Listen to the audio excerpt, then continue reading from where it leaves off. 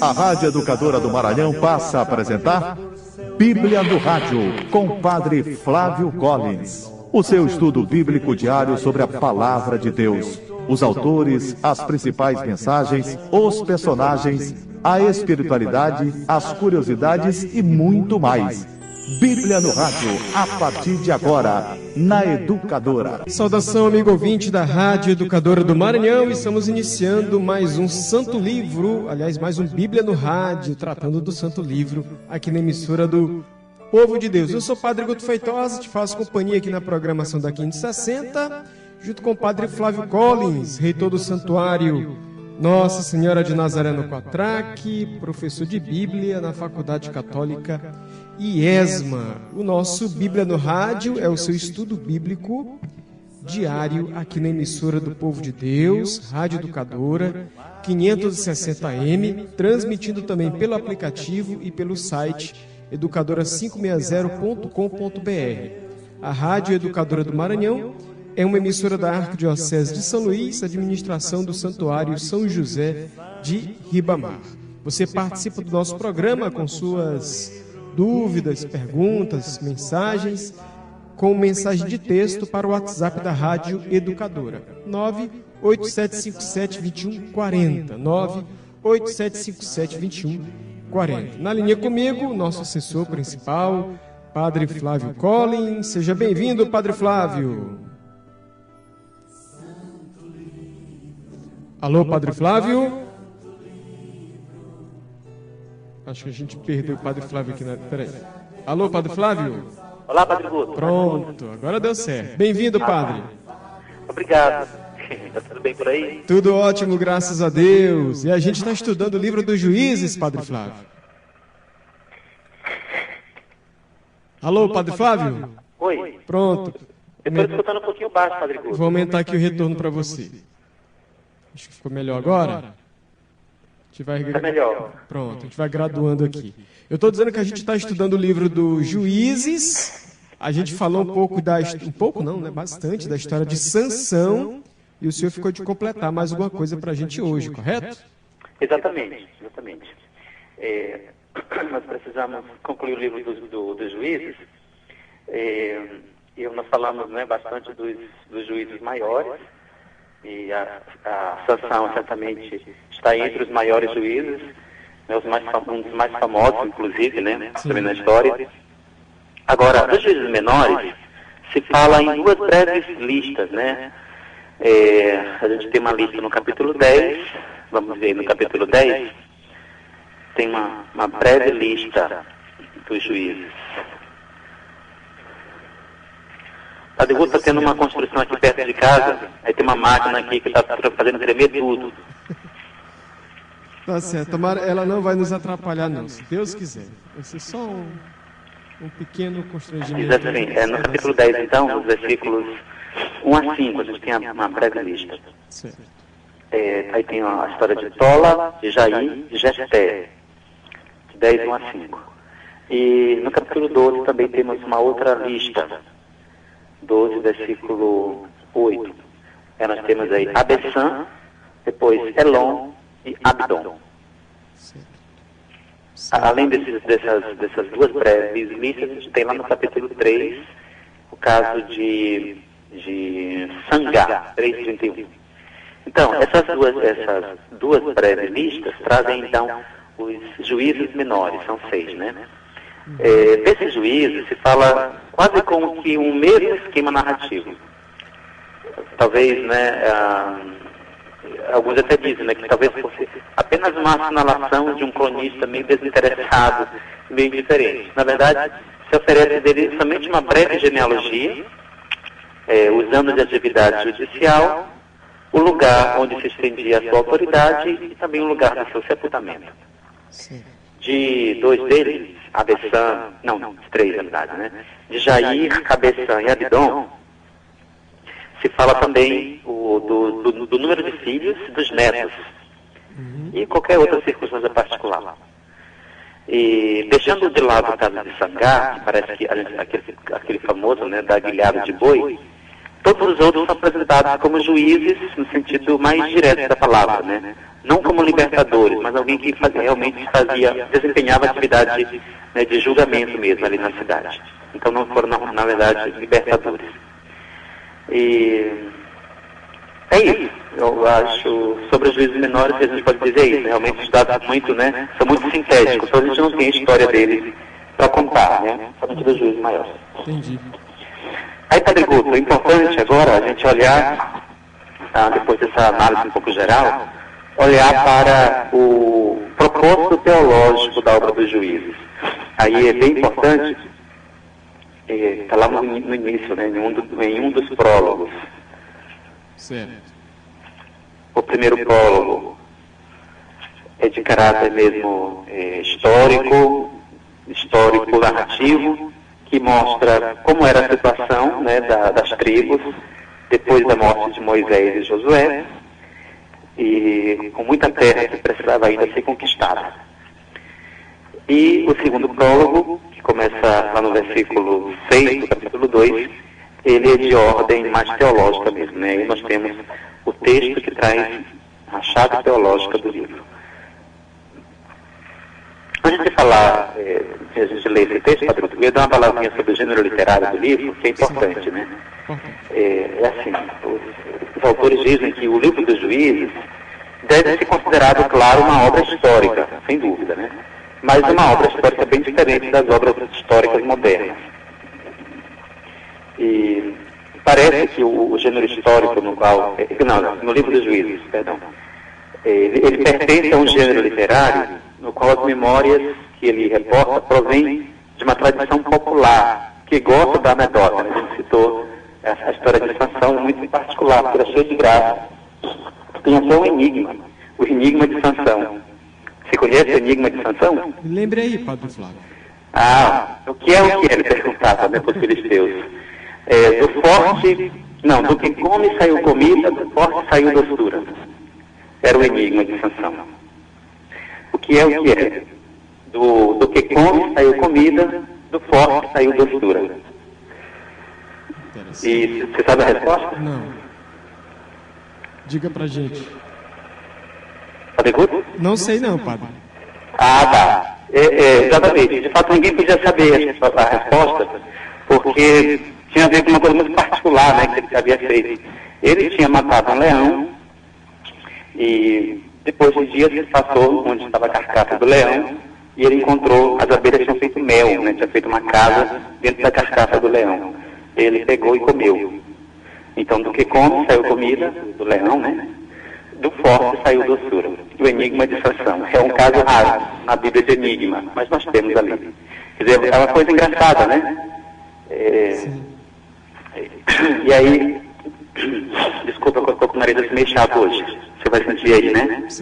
Pois bem, então, o gênero histórico, né? Ele que é muito característico do livro dos Juízes, então traz memórias que provém de uma tradição popular, que gosta da anedota, do pitoresco, dos gestos heróicos, e assinalado por preocupações teológicas.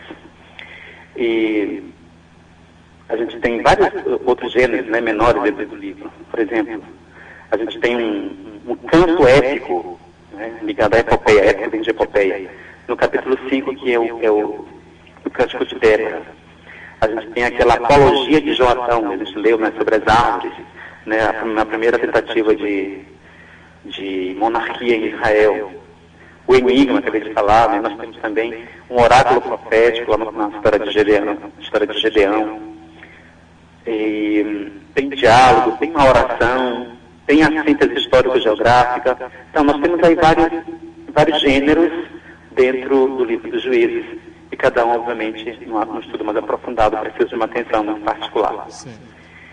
Aí, assim, então, a gente olha agora a chave teológica da obra do livro dos Juízes, que é bem interessante. E aí vale a pena a gente ler, Padre Guto. No capítulo 2, versículo 6, seguinte. Diz assim: Então Josué despediu o povo e os israelitas partiram, cada qual para a sua herança, a fim de tomar posse da terra. O povo serviu ao Senhor durante toda a vida de Josué e toda a vida dos anciãos que sobreviveram a Josué e que conheceram toda a grande obra que o Senhor fizera em favor de Israel. Josué, filho de Num, servo do Senhor, morreu com a idade de 110 anos. Foi sepultado no terreno da sua herança em Tamat-Hares, na montanha de Efraim, ao norte do monte Gaás.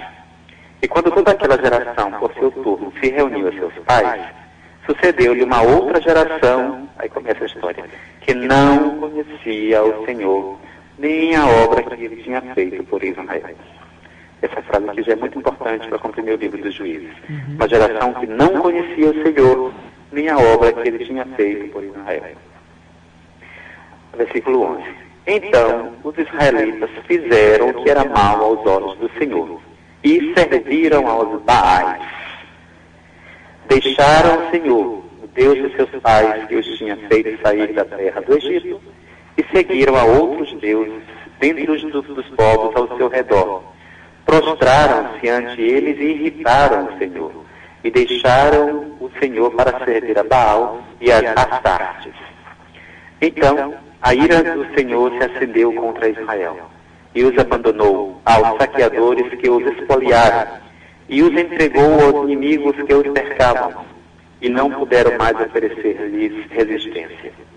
Em tudo o que empreendiam, a mão do Senhor estava contra eles para lhes fazer mal, como o Senhor lhes havia dito, e como o Senhor lhes tinha jurado, e a sua aflição era extrema. Então, o Senhor lhes suscitou juízes, que os livrassem das mãos do que os pilhavam. Mas não escutavam nem mesmo aos seus juízes, e se prostituíam a outros deuses, e se prostraram diante deles. Depressa se afastaram do caminho que seus pais haviam seguido, obedientes aos mandamentos do Senhor, e não agiram assim. Quando o Senhor lhes suscitava juízes, o Senhor estava com o juiz e os salvava das mãos dos seus inimigos, enquanto vivia o juiz, porquanto o Senhor se comovia por causa dos seus gemidos perante os seus perseguidores e opressores. Mas logo que morria o juiz, reincindiam e se tornavam piores dos que os seus pais, seguindo a outros deuses. Serviam-nos e se prostravam diante deles, e em nada renunciavam às obras e à conduta endurecida de seus pais. A ira do Senhor se inflamou então contra Israel, e ele disse: porque esta nação transgrediu a aliança que eu havia prescrito a seus pais, e não escutou a minha voz, também eu não expulsarei mais de diante dela nenhuma das nações que Josué deixou ficar quando morreu, a fim de, por meio dela, submeter Israel à prova, para saber se ele guardaria ou não o caminho do Senhor, nele andando como haviam feito seus pais. Essa é a razão porque o Senhor deixou essas nações ficar e não teve pressa de as expulsar e nem as entregou nas mãos de Josué. E aí, uma lista das nações que vão ficar aí, né? Então, essa introdução de caráter doutrinário, né, teológico, diria, é a chave teológica para compreender o livro dos Juízes. E tem um esquema aí, Padre Couto, um esquema de 4 palavras, que é uma espécie de síntese, né? Realmente teve um autor, não falei dele ainda, mas quando se falava da finalidade de toda a obra histórica deuteronomista, ou seja, de Josué até o livro dos Reis, Mark Knopf, que é o primeiro autor da obra deuteronomista, ele dizia que a finalidade de toda essa obra era negativa, ou seja, era mostrar aos israelitas que o exílio era o justo castigo pelas inúmeras infidelidades de Israel. Então, o castigo, toda essa obra era para mostrar isso, que Israel mereceu o exílio. Por que Israel está exilado? Então, a resposta: porque pecou e Deus puniu. Aí teve outro autor, chamado Gerhard von Rad, aquele autor do Pequeno Histórico, não autor, né, mas aquele que escreveu toda uma teologia, né, a partir desse pequeno credo histórico de Israel, que a gente já mencionou, que está presente lá no final também do livro de Josué. Ele dizia que a finalidade da obra histórica não devia ser negativa, porque o livro dos Reis termina com numa perspectiva de esperança. E ele recorda ali que dentro dessa coleção de livros tem uma promessa de Deus, que é uma promessa feita a Davi, que a gente vai encontrar no livro de Samuel, de que um descendente seu ia reinar para sempre. Então ele diz que a finalidade dessa obra é positiva. Aí teve um terceiro autor, chamado de Wolff, ele diz o seguinte, que não devia ser a finalidade nem tão negativa, nem tão positiva. Mas tinha que falava mais com uma perspectiva de possibilidade. Então ele apresentou um esquema, né, que com esse esquema a gente deve ler toda essa obra, né, histórica deuteronomista de Josué a Reis. E o esquema é pecado, punição, arrependimento, salvação.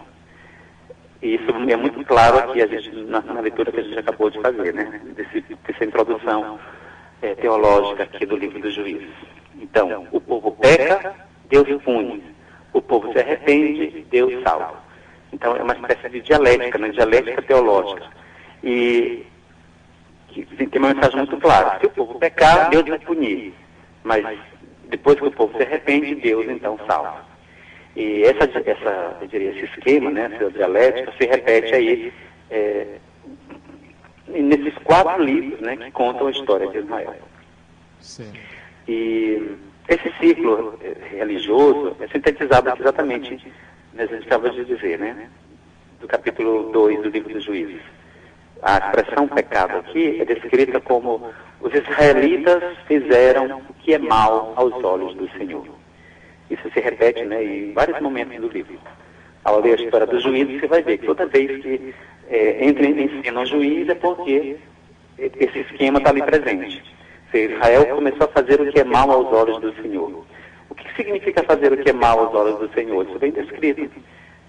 Esquecer do que Deus havia feito, esquecer a conduta de seus pais e servir aos deuses locais, né, aos deuses dos cananeus, que são descritos aqui como Baais, né, Baal. Inclusive tem uma esposa, Astarte. Era um casal de deuses. Baal, é importante falar, né, como é que era esse deus, né? O deus Baal era descrito como deus da tempestade, o deus da chuva. E estava ligado, obviamente, né, ao ciclo anual de chuva, essa alternância, né, chuva, não chuva. E a chuva que vem para fecundar a terra. Então, Baal era o deus da chuva, invocado, né, muito invocado ali naquela região, porque o povo dependia absolutamente de terra fértil, né, e a chuva que vinha para fecundar a terra.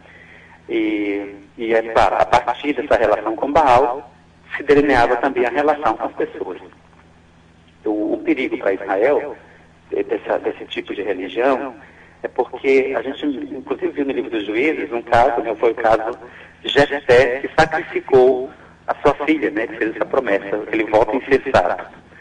E esse voto, daquele voto insensato, está ligado realmente à religião de Baal.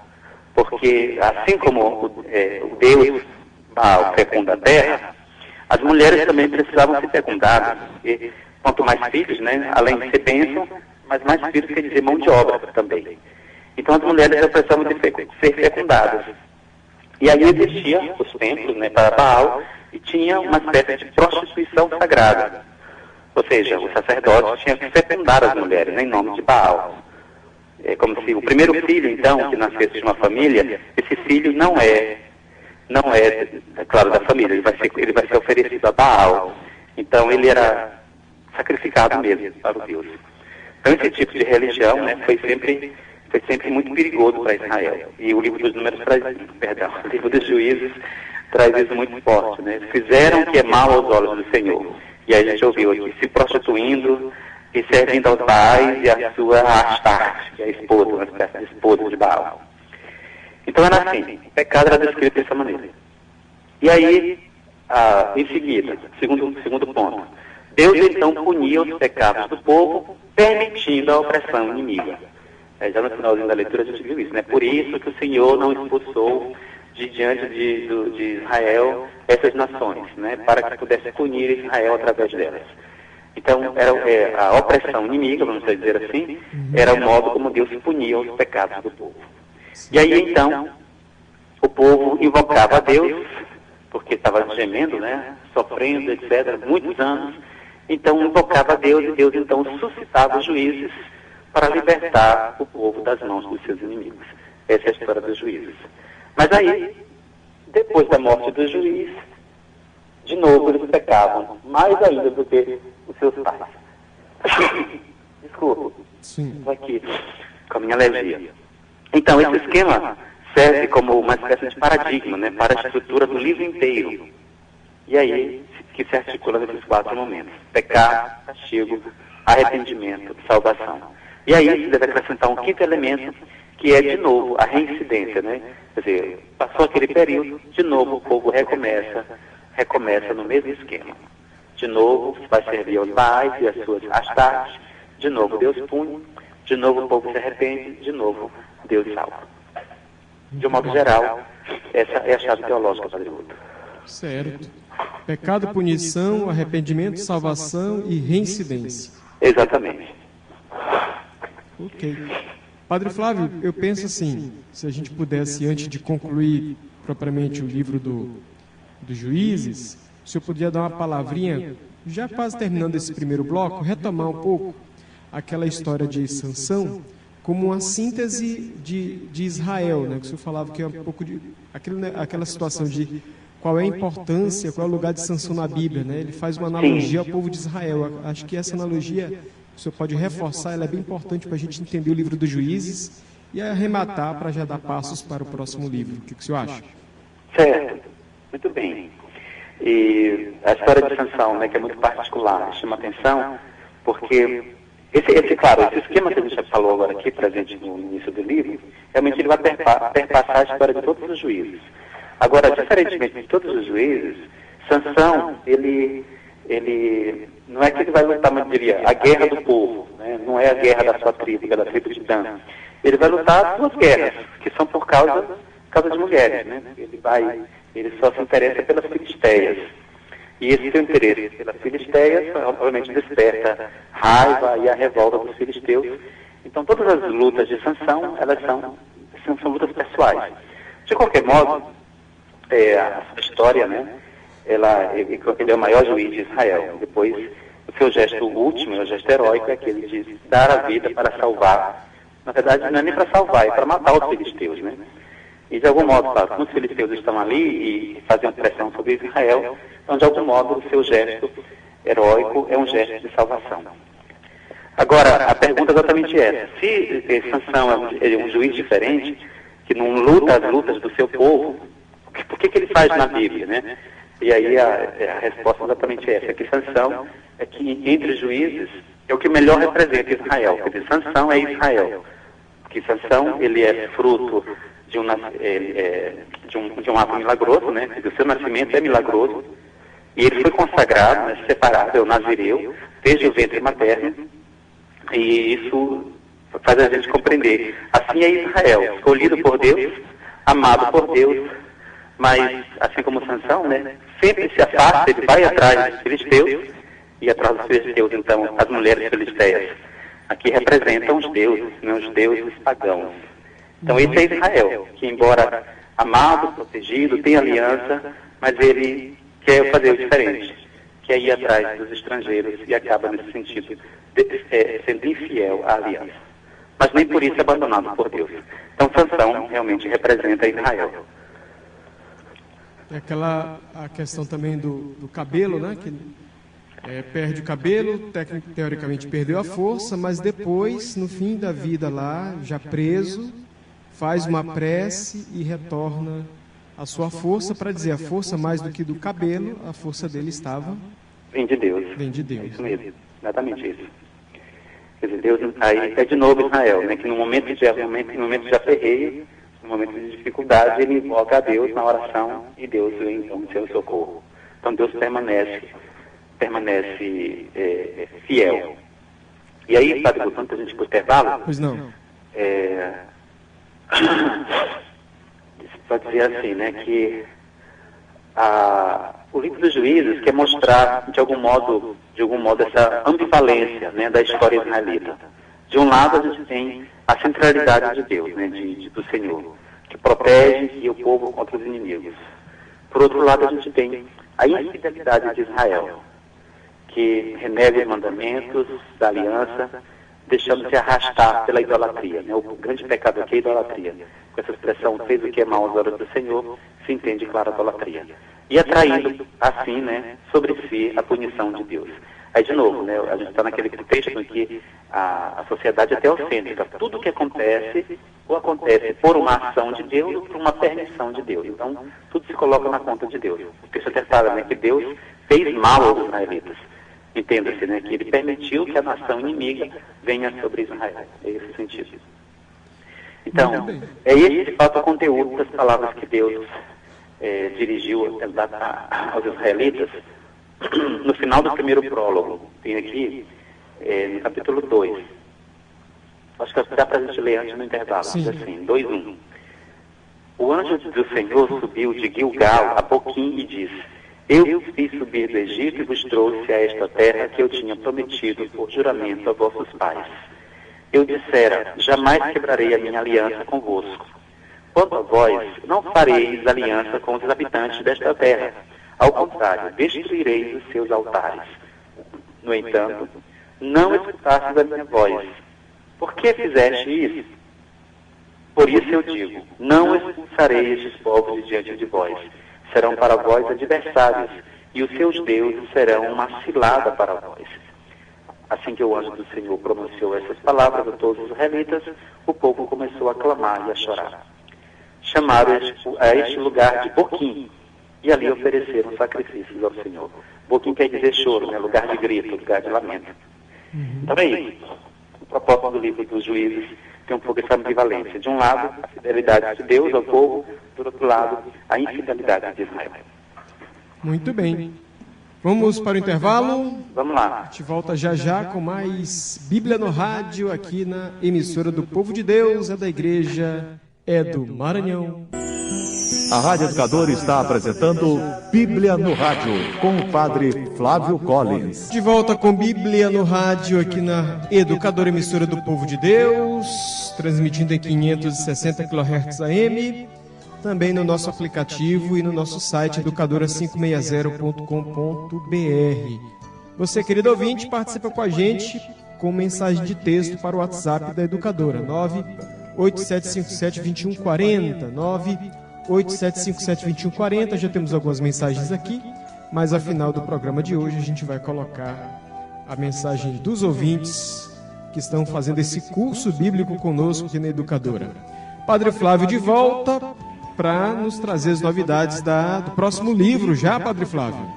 É sim, Padre Guto. Então, nós concluímos o livro dos Juízes. Claro que há muita coisa a ser dita, né? Mas a gente precisa caminhar. E eu só gostaria de assinalar o último versículo do livro dos Juízes, diz assim: naqueles dias não havia rei em Israel, e cada um fazia o que lhe parecia correto. Termina assim o livro dos Juízes, e essa frase é importante porque ela prepara realmente o livro seguinte, o livro de Samuel, que vai trazer exatamente uma solução para isso. Quer dizer, como é que a gente vai pôr fim a essa história, né?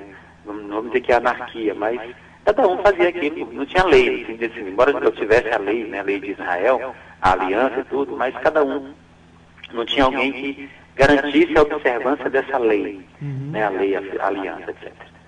Então, você vai mudar do sistema tribal para o sistema monárquico. E aí o livro de Samuel, os dois livros de Samuel vão trazer aí o advento da monarquia. Samuel, ele vai ungir os primeiros 2 reis de Israel. O primeiro é Saul e o segundo, é claro, é Davi.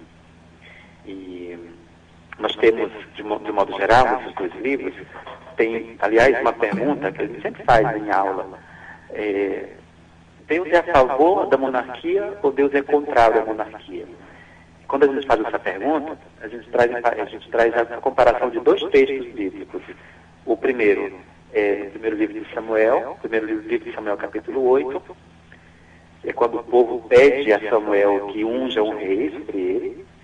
E o outro texto é no segundo livro de Samuel, no capítulo 7, quando Deus faz uma promessa, né? Ali surge a promessa messiânica, a famosa promessa messiânica, que Deus diz que um filho de Davi vai sentar-se para sempre sobre o seu trono. Promessa que é retomada, inclusive, na fala do anjo Gabriel a Maria, quando vai anunciar que ela será mãe de Jesus, mãe do Salvador.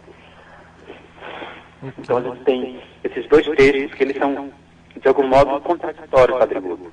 Porque no primeiro livro de Samuel, capítulo 8, Deus, ele não vê, ele não acolhe de bom grado essa solicitação do povo, porque o povo diz: nós queremos um rei sobre nós que nos conduza à guerra, como fazem as outras nações, ou seja, nós queremos ser iguais às outras nações. E aí a gente lembra que a vocação de Israel é diferente. Israel é tomado como propriedade particular, tomado à parte, né, de todas as nações, com a vocação específica de ser uma nação santa, um reino de sacerdotes. E ao pedir um rei, né, sobre si, Israel quer se igualar a todas as nações. A motivação é essa. Queremos um rei que reine sobre nós e nos conduza à guerra, como fazem as outras nações. O texto até acentua isso, né, que essa expressão, como queremos ser iguais às outras nações, essa expressão desagradou ao Senhor. No entanto, Deus permite. Olha, Moisés diz a Samuel: não é a ti que eles rejeitam, é a mim que eles estão rejeitando. Mas pode realizar o desejo deles. Unge sobre eles um rei e eu vou te dizer quem é. Aí tem as tratativas, então, para a escolha, né, do primeiro rei de Israel. Então esse texto é claramente desfavorável à monarquia. Já o segundo texto, segundo Samuel 7, é um texto já bem favorável à monarquia, né? Não só isso. O contexto é que Davi toma uma decisão, ele diz: não é justo que eu more num palácio e Deus more numa tenda. Não é justo. Então ele deseja construir um templo para Deus. E o outro profeta, o profeta Samuel, aliás, não é mais Samuel, já é Natan, perdão, é outro profeta. O profeta Natan diz: muito bem, rei, vai e faz como deseja o teu coração.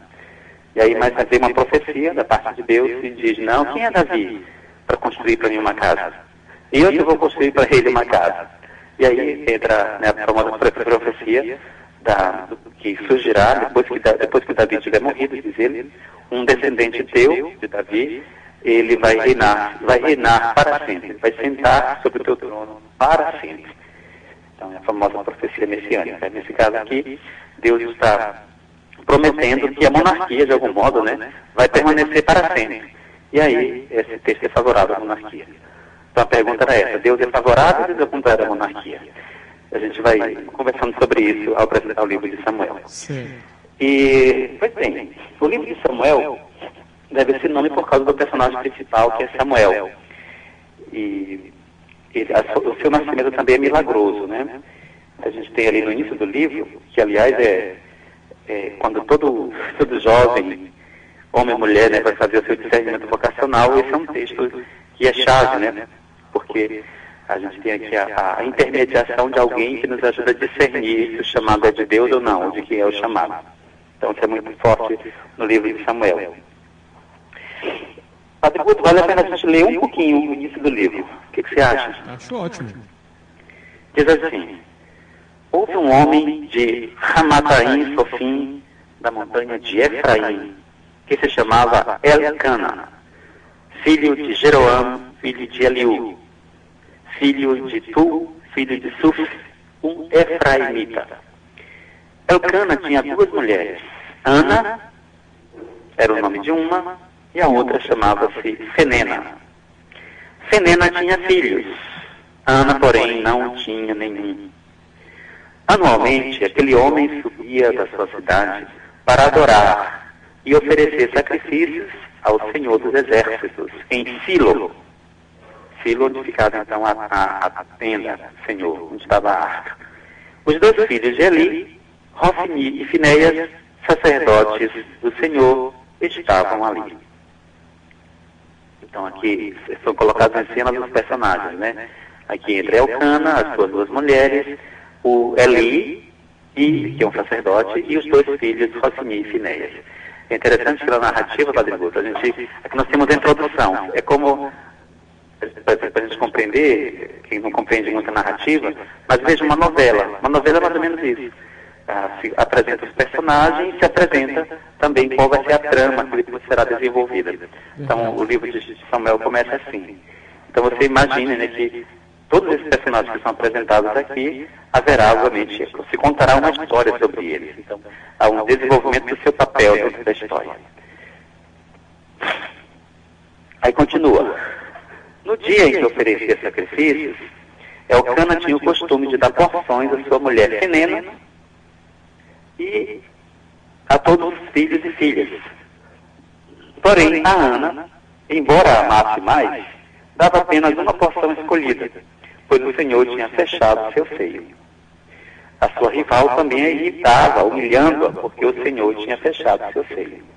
E assim fazia Elcana todos os anos. Sempre que eles subiam ao templo do Senhor, Penina a ofendia. E Ana chorava e não se alimentava. Então Elcana, o seu marido, lhe dizia: Ana, por que choras e não te alimentas? Por que teu coração está triste? Será que eu não valho para ti mais do que 10 filhos? Essa fala de Elcana sempre me chamou a atenção, Padre Guto, porque numa linguagem moderna a gente dizia assim: rapaz, esse homem se acha, né? O fato de não ter esse filho não deveria ser um problema, diz ele, porque eu estou aqui, então eu valho mais do que 10 filhos para ti. De qualquer modo, então essa é a história, né? Então Ana vai fazer uma oração, e me permita ler porque ela é muito bonita, essa oração de Ana, logo no começo. Diz assim: depois que comeram e beberam, Ana se levantou. O sacerdote Eli estava sentado em sua cadeira, no limiar da porta do santuário do Senhor. Na amargura de sua alma, ela orou ao Senhor e chorou muito. E fez um voto, dizendo: Senhor dos exércitos, se quiseres dar atenção à humilhação da tua serva, e te lembrares de mim, e não te esqueceres da tua serva, e lhe deres um filho homem, então eu o consagrarei ao Senhor por todos os dias da sua vida, e a navalha não passará sobre a sua cabeça. Olha, será um nazireu. De novo, naquele voto que a gente falava. Como prolongasse sua oração ao Senhor, Eli observava a sua boca. Ana apenas murmurava, seus lábios se moviam, mas não se podia ouvir o que ela dizia. E por isso Eli julgou que ela estivesse embriagada. Então lhe disse Eli: até quando estarás embriagada? Livra-te do teu vinho. Ana, porém, me respondeu assim: não, meu senhor, eu sou uma mulher tribulada. Não bebi vinho, nem bebida forte. Aí dá uma expressão que é muito bonita, Padre Guto. Derramo a minha alma perante o Senhor. Não julgues a tua serva como uma vadia. É por excesso de sofrimento e de afrontas que tenho falado até agora. Eli então lhe disse: vai em paz, e que o Deus de Israel te conceda o que lhe pediste. Respondeu-lhe ela: acha a tua serva grata aos teus olhos. E a mulher seguiu seu caminho, comeu, e o seu aspecto não era mais o mesmo. Então se prepara aqui a entrada em cena de Samuel, né? Depois Ana volta para casa e ela vai conceber realmente um menino que será chamado de Samuel, e como ela disse, como ela promete, esse menino será consagrado ao Senhor. Consagrado ao Senhor porque ele vai para a casa de Eli. Ela vai esperar o tempo, né, o tempo de desmamar, do desmame, né, do menino, e depois vai levá-lo para junto de Eli, onde ele vai permanecer. Então será o menino que vai crescer ali junto do sacerdote Eli. E essa oração de Ana, é interessante que Ana quer dizer, a palavra Ana quer dizer sofrimento, Padre Guto. Ana, sofrimento, né? E essa oração dela, depois ela vai fazer um canto de agradecimento, ela já no capítulo 2, que, na verdade, o Cântico de Maria tem muita semelhança, o Magnífica, tem muita semelhança com o Cântico de Ana. Quer dizer, não à toa, a mãe de Maria se chama Ana, quer dizer, Maria, filha de Ana. Nossa, o pessoal do anterior diz, né, Nossa Senhora Santana. Verdade. Santa Ana. E, dizer, até na Bíblia mesmo, né, o Cântico de Maria se inspira nesse Cântico de Ana, que Deus viu a humilhação e a humildade de sua serva. E, pois bem, então, Deus acolhe a oração de Ana, e ela vai gerar um filho. Aí o capítulo 2 traz exatamente o cântico. Olha, no capítulo 1, no versículo 24, só para concluir a história. Então logo desmamou, ela o fez subir consigo com um novilho de 3 anos, uma medida de farinha e outra de vinho, e o conduziu ao templo do Senhor que estava em cima. O menino ainda era muito pequeno. Eles imolaram o novilho e levaram o menino a Eli. Ela disse: perdão, meu senhor, tão certo como tu vives, eu sou aquela mulher que aqui esteve contigo orando ao Senhor. Eu orava por este menino. e o Senhor atendeu a minha súplica. Da minha parte, eu o dedico ao Senhor, e por todos os dias que viver, assim o dedico ao Senhor. E lá ele se prostrou diante do Senhor. Aí temos o belíssimo cântico de Ana, que aí o nosso ouvinte pode ler, né, pode rezar com ele em casa. Aí entram em cena, os filhos de Eli, que nós temos um problema de continuidade, Padre Guto. Quer dizer, isso se vê em Eli, depois se vai ver também em Samuel. Quer dizer, a gente já viu, inclusive, no livro de Josué, a passagem de Josué para Juízes. Quer dizer, Josué, que era um homem fiel a Deus, toda aquela geração era fiel a Deus.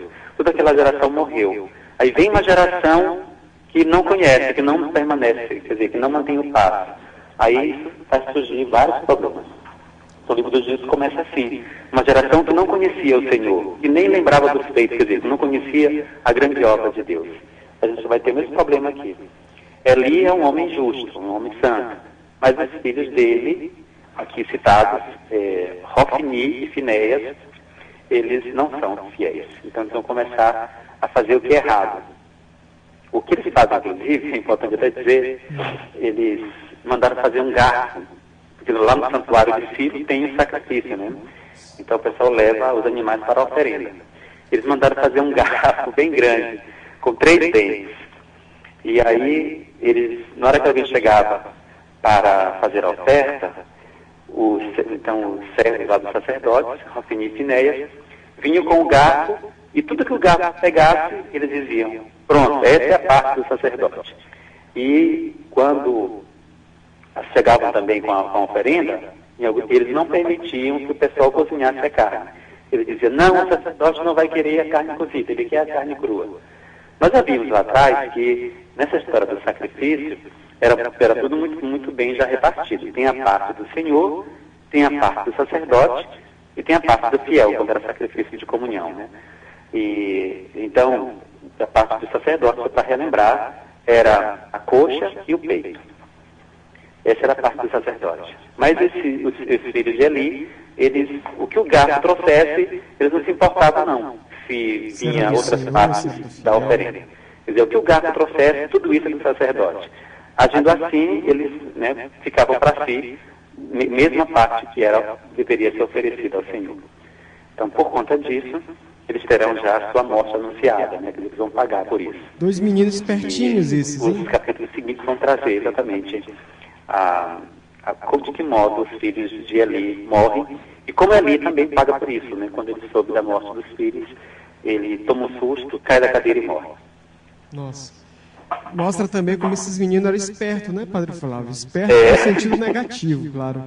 E também traz aqui um tema que a gente já conversou antes, Sim. que é o desafio de transmitir a fé às novas gerações, de uma geração Sim. para outra. Também nos nossos tempos continua sendo um desafio. Sim. Vamos para as questões? Vamos lá. Tem aqui algumas questões. A gente começa com o diácono João Pedro. Saudações, padres. Parece bem fácil para Israel esquecer todas as maravilhas de Deus e se envolver com os pagãos. Há algum motivo para isso? Uma falha na transmissão da fé por parte dos mais antigos? Pergunta o diácono. E aí eu vou logo para outro diácono, o diácono William. Saudações, Padre Flávio e Padre Guto.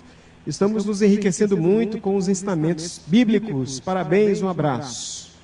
Então o senhor responde logo aí o diácono João Pedro. Padre, eu agradeço o João Pedro e ao William. Muito bem.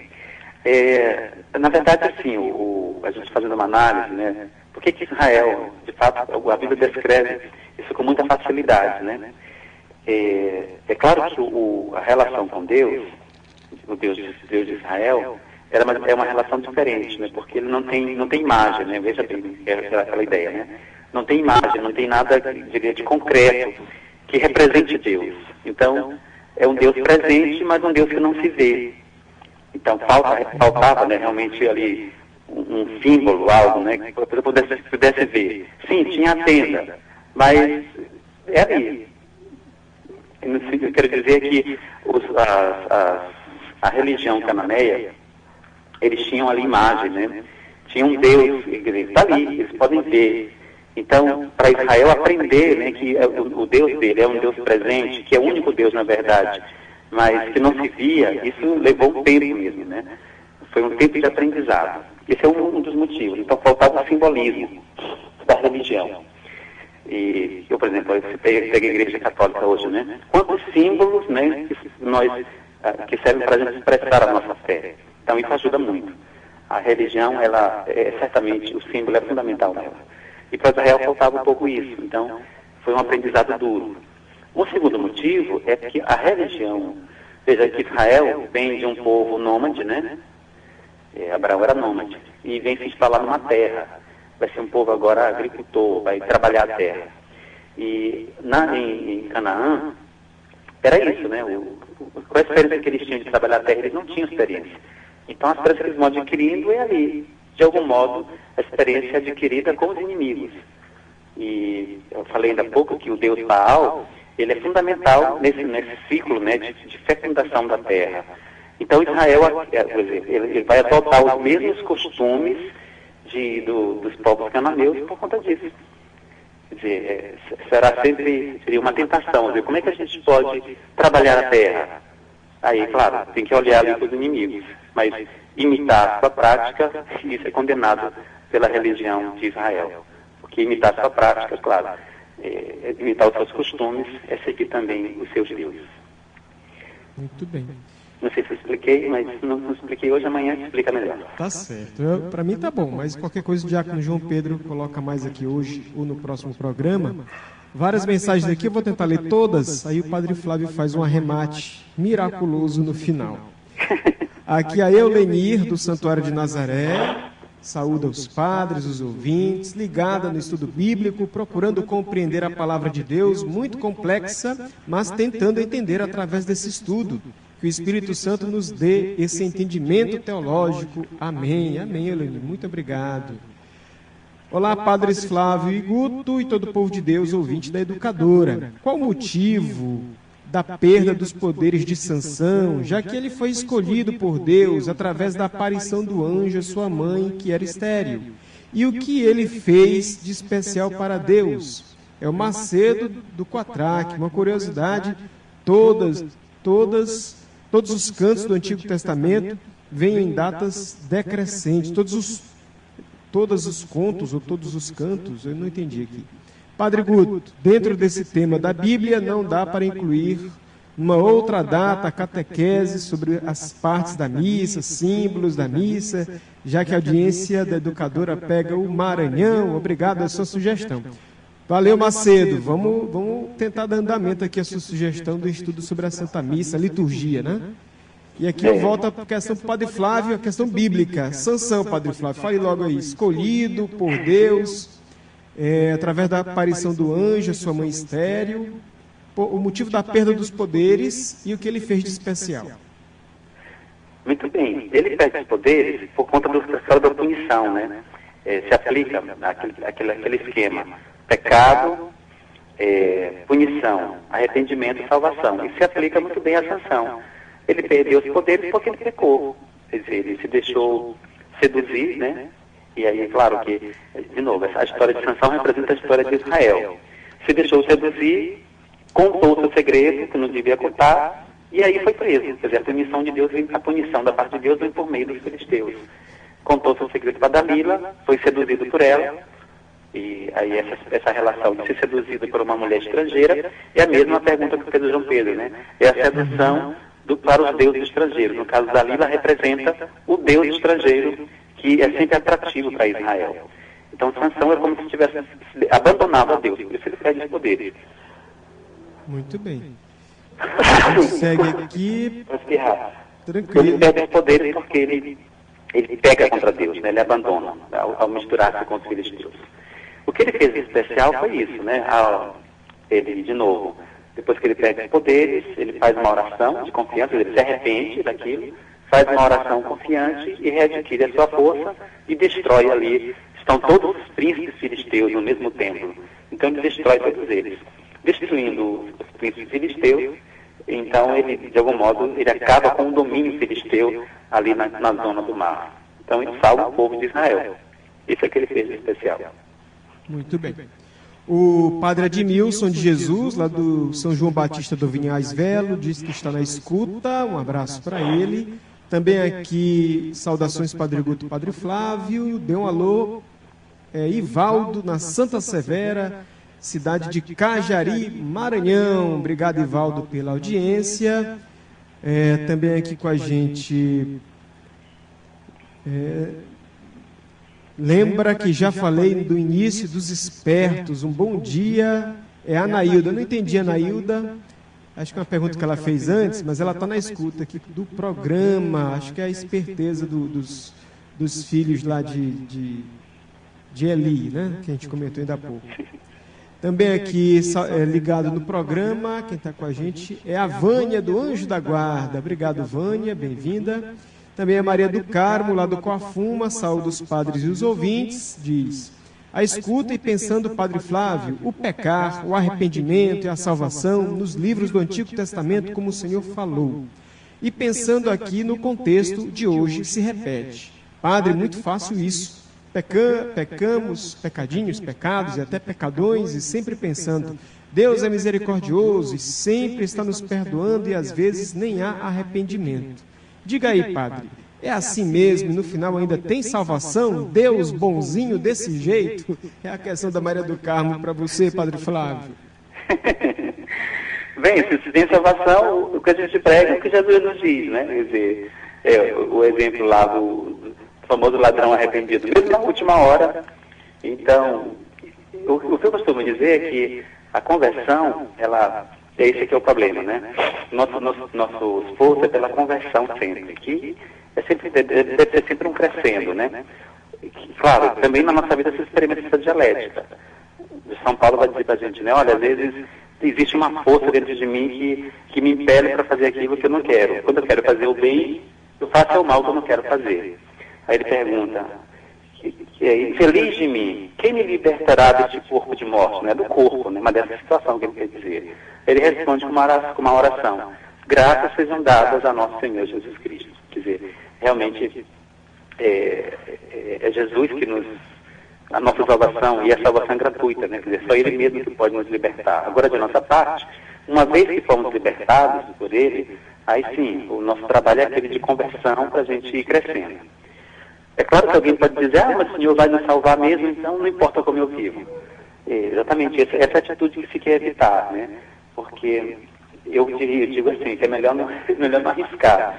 O ladrão arrependido teve tempo ainda, né? De um último momento se arrepender, mas a pessoa, acho que não pode brincar com isso, né, Padre? Tem que realmente fazer um esforço para corresponder à graça que Deus já derramou em nós. É um caminho de conversão. Então tem que levar a sério, eu acho que a palavra é essa. Eu lembro do Padre Zezinho, numa pregação, eu sempre lembro disso, né? A graça mais importante que a gente pode pedir a Deus é a graça da nossa conversão. Pois é. E ela encaminhar até o final da vida, não vacilar, isso mesmo, Padre Flávio. Encaminhar, progredir no seguimento de Jesus. Eu peço a Macedo que depois reenvie a pergunta dos contos do Antigo Testamento. Tá bom, Macedo? Obrigado pela tua participação, porque o nosso horário já chegou ao final. Peço ao Padre Flávio, já agradecendo, que nos dê a sua bênção. Então, que o Senhor nos abençoe neste dia, Ele que é Pai, Filho e Espírito Santo. Amém. Até o próximo programa, Padre Flávio. Até lá. Tá aí, Bíblia no Rádio, aqui na Educadora. Obrigado a você pela audiência. A gente está de volta no próximo programa. Educadora é da Igreja, é do Maranhão. A Rádio Educadora do Maranhão apresentou Bíblia no Rádio, com Padre Flávio Collins.